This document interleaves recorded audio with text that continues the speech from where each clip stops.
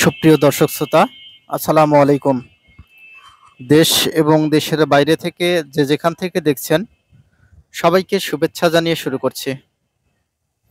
সুপ্রিয় দর্শক শ্রোতা, আজকে যে বিষয়টি আপনাদের সঙ্গে শেয়ার করার উদ্দেশ্যে এই ভিডিওটি করা, সেটি হচ্ছে যে আমার এই গরুগুলোর, আপনারা জানেন যে হাড্ডিসার গরুগুলো, তো এই হাড্ডিসার গরুগুলো মোটামুটি ফ্যাটেনিং হয়ে গেছিল।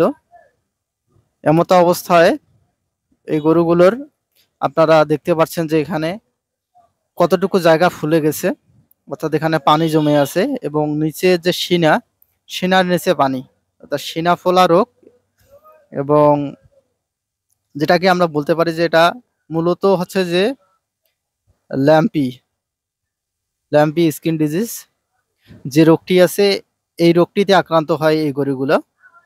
তো মৌসুমের মনে করেন যে একবারে শেষ পর্যায়ে এসে এই গরুগুলো এলএসডি রোগে আক্রান্ত হয়। তো আপনারা পর্যায়ক্রমে আমি পরের গরুটিকেও দেখানোর চেষ্টা করছি আপনাদের, যে আপনাদের এই যে দেখতে পাচ্ছেন যে এখানে শিনার নিচে কতটুকু জায়গা ফুলে গেছে এবং এখানে কিন্তু পানি জমে আছে। হ্যাঁ, তো আপনাদের একটু ভালোভাবে দেখানোর চেষ্টা করছি এখানে।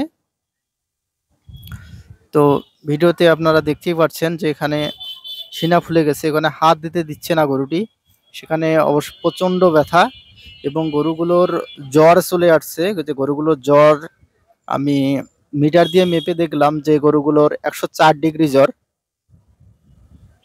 তো এই রোগের জন্য আমি কি কি ট্রিটমেন্ট দিচ্ছি সকল কিছু ভিডিওর মধ্যে শেয়ার করার চেষ্টা করছি। তো অবশ্যই আপনারা উদ্যোক্তা ভিডিও ইউটিউব চ্যানেলটি সাবস্ক্রাইব করে রাখবেন। তো সুপ্রিয় দর্শক শ্রোতা,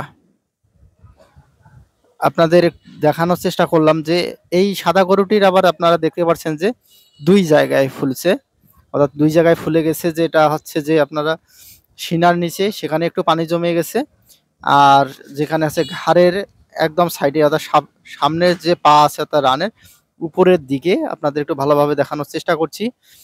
যে দেখতে পাচ্ছেন যে এখানে কি একটা অবস্থা হয়ে গেছে গরুগুলার।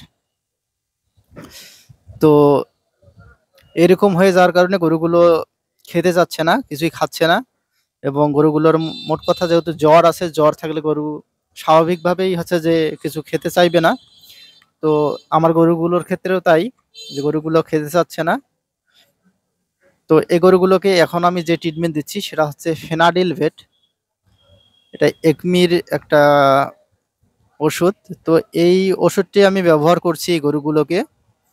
তো এই গরুগুলোকে আমি এটা যেহেতু একটু সাইজে বড় এবং বডি ওয়েটটার অনুযায়ী যে একটি করে দেওয়া যেত, কিন্তু আমি দুইটি করে দিচ্ছি যাতে দ্রুত সুস্থ হয়ে যায়। কিন্তু এতে করে একটু সাবধানতা অবলম্বন করা অবশ্যই প্রয়োজন। আর দিচ্ছি যে ফার্স্ট ভেট, যেহেতু জ্বর আছে সেক্ষেত্রে হচ্ছে যে ফার্স্ট ভেট, এবং এর সঙ্গে আমি পানিটা দ্রুত শুকিয়ে যাওয়ার জন্য, অর্থাৎ কমে যাওয়ার জন্য আরও দুইটি মেডিসিন আমি ব্যবহার করছি। তো সেটি হচ্ছে যে আমি মানুষের যে ফুসিড ট্যাবলেট বা লেসিক্স,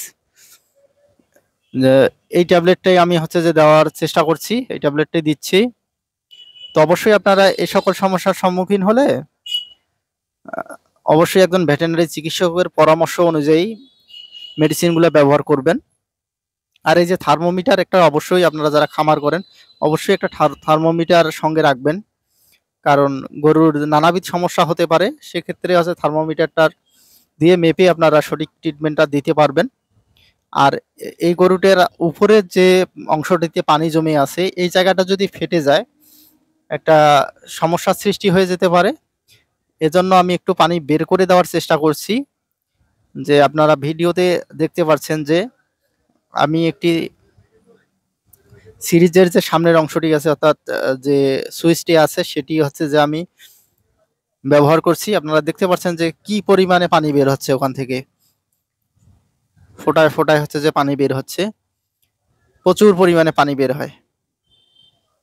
তো এই গরুটার একটু পানি বের করে দেওয়ার চেষ্টা করছি। এটা হচ্ছে যে আপনার যে পানি শুকানোর জন্য যে মেডিসিন দিচ্ছি, সেক্ষেত্রে হচ্ছে যে সময় লাগবে।